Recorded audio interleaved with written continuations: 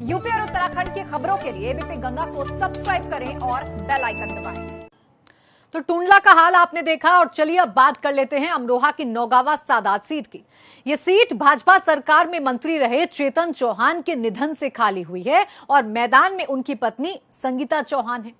सवाल है कि क्या यहां सहानुभूति लहर काम करेगी?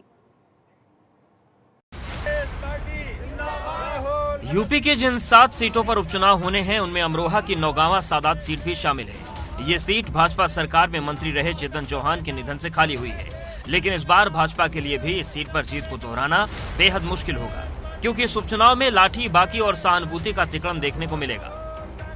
नौगावा सादात के धुरंधरों की बात करें तो भाजपा प्रत्याशी संगीता चौहान, कांग्रेस उम्मीदवार डॉक्टर कमलेश, बसपा प्रत्याशी फुरकान अहमद और सपा प्रत्याशी मौलाना जावेद आबदी के बीच मुकाबला है। इस सीट पर जहां भाजपा प्रत्याशी के पक्ष में सहानुभूति और किसानों को बाकी गन्ना मूल्य के भुगतान की उम्मीद है, तो आरएलडी हाथरस में अपने नेता जयंत चौधरी पर लाठी बरसाने के मुद्दे को भुनाने की कोशिश में है।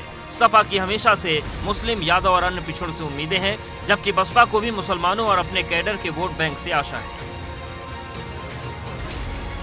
नौगावा सादात में कुल मतदाताओं की संख्या 3,21,620 है। मुस्लिम मतदाता 1,50,000 हैं। चौहान वोटर 40,000, जाटव वोटर 50,000, सैनी मतदाता 30,000, यादव वोटर 22,000, गुर्जर मतदाता 15,000 और जाट मतदाता 35,000 हैं। इस सीट पर निर्णायक भूमिका मुस्लिम वोटर्स की है। यही वजह है कि सपा और बसपा ने इस सीट पर मुस्लिम उम्मीदवार उतारे हैं। इसके अलावा जातिगत वोटों में ठाकुरों का भी असरदार भूमिका यहाँ पर है, लेकिन विकास और गन्ना किसानों के बकाये भुगतान का मुद्दा चुनाव में अहम माना जा रहा है। नौगावा सादात के इतिहास की बात करें तो 2000 में पहली बार विधानसभा चुनाव हुए, 2012 में सपा से अशफाक अली चुनाव जीते, 2017 में भाजपा के चेतन चौहान जीते।